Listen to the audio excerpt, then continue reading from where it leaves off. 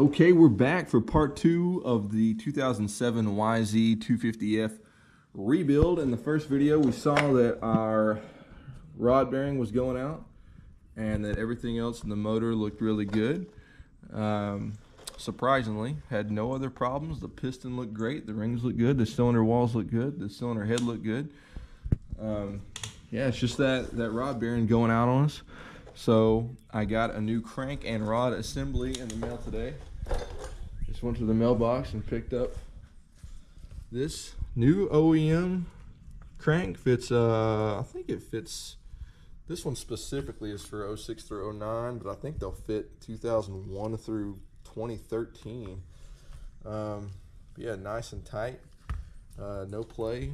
And you know, if you have to get a new crank and rod assembly for your dirt bike, always go with OEM.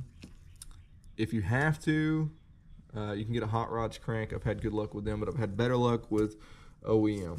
But even if you have to get a used OEM crank, as long as you've got no vertical play, it's balanced, and you've got your side-to-side play here is within tolerance, and you can stick a feeler gauge in between the web and the rod itself and check your tolerances, you know, and as long as they fall within the specs in your manual, it's going to be more reliable to use a used OEM crank than it will be to use aftermarket, which is really sad. So somebody out there, please get on that and start making quality cranks. Anyhow, got the complete, you know, top end torn apart here.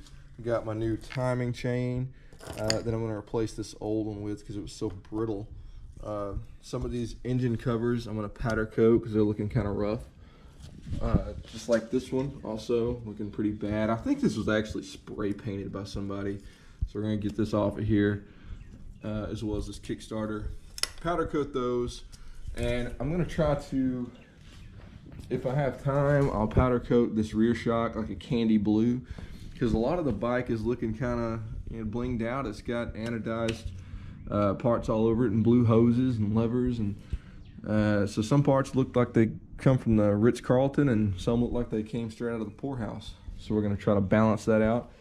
If I'm not feeling too lazy after pulling this core out of here, I'm going to get this out right now. Then we're going to split it open and do a little heart transplant on this machine. So let's get after it.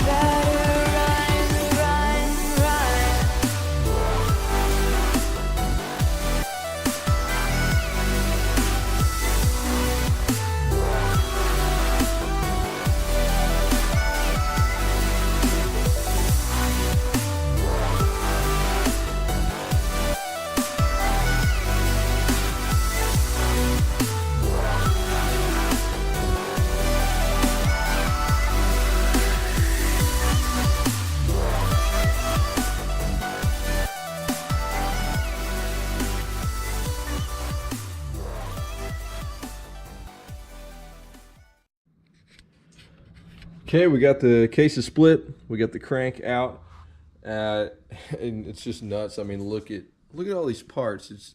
You don't think about when you're riding your motorcycle, you know, just how many components are having to work synergistically just to keep you moving forward. It seems pretty simple and straightforward until you start looking at everything, and it's just so much stuff. It's a miracle. It's a miracle that these things work. There's just so much going on. And speaking of so much going on, there's a couple of things that shot out of the motor, bounced off of me, and ended up somewhere. So I'm trying to catalog, you know, the trajectory of where that might have gone. So I'm going to have to do some serious organizing before I go back together with this, because it's got to be perfect. I'm going to pull this mesh transmission out of here in the morning, and then I'm going to pressure wash these cases, get all this muck out of here. And then we're going to swap the main bearings out, and we're going to put our new OEM crank in. So let's keep trucking.